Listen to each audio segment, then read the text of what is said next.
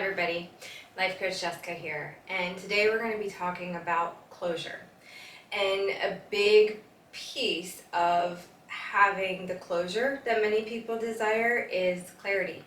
Clarity for an understanding of the why. Why does this need to end? Why does this need to close? Why wasn't I good enough? Why wasn't this available? Where did it go wrong? And I think that these things are very natural feelings and needs because, some of that information is super valuable to learning. Learning is about understanding what we did correctly and what we didn't grasp or do correctly so that we can course correct and grow from that. So fundamentally, as a human being on the receiving side of not having clarity and closure, and also from the human psychology side, I think it's very valid. It's appropriate to want that clarity. Here's the challenge. Oftentimes we don't get it. So the coach in me says, okay, that's not always available. And it is definitely not in our control. And I can tell you from both experience and from research and the work that I do, the more you push to try to gain that clarity where it's not been available, the less clear you become and the further down the rabbit hole you go. So I hate to see this for my clients. I hate to see this in our human condition. So this video is about how do you go and move beyond.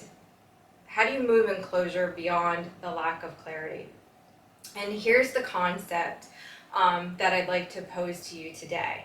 So it comes down to choice. I mean, whether we are ready for things to end, whether we invite things to end, whether we want things to end, endings come. Endings are a part of life. It's a part of our human process. It's just a piece of it. It's a small piece in the entire puzzle of what creates life. The value of life, the changes of life, all of that. So we can't hide from it. We're not going to avoid it. So we need to learn how to handle it. And a lot of times, if we can get our perception correct or to an advantage of challenges, then we can have a leading head start in being able to overcome it. So this is more a perceptual change. So yes, like we've already identified, it is the kindest, nicest, most responsible thing we can do in situations of closure is offer clarity. But like I've already said, we don't have control of that. So we can't do anything or change anything that we don't have control of. So what we do need to do is look at our perception. And if we look at the fact that holding on and not allowing a closure energetically, emotionally, psychologically, physically, whatever, to happen because we haven't gotten clarity, that now means we are like laying a stake. We are anchoring ourselves into that time frame, into that situation, into that mentality, into that energy. So we're essentially living in past particles of what is available. And it's a painful place to be because you're not actively living and participating in it because it's no longer available. Otherwise, there wouldn't be a closure. And you're not able to move forward and beyond because you only have so much energy and you've occupied so much of that space with the anchoring into this. So you're really tying and tethering yourself to a past experience, a past existence, a version of yourself that is no longer fully accessible and you cannot capitalize or take advantage of. So although, as stated, clarity is the most responsible thing to do and the kindest thing we can do for another human being in providing closure, it's not always available. So we come back to choice.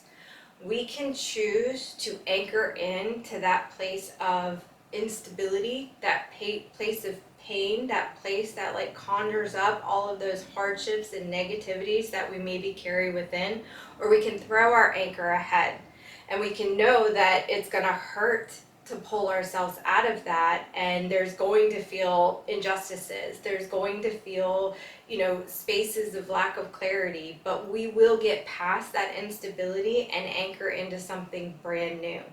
And oftentimes I see this again and again and again. When we do that, we no longer feel a need for the clarification. We no longer need to understand why, because we've already moved beyond that, and we have gotten out of the heart space and the emotional center of it, so we can really grasp the lesson within it.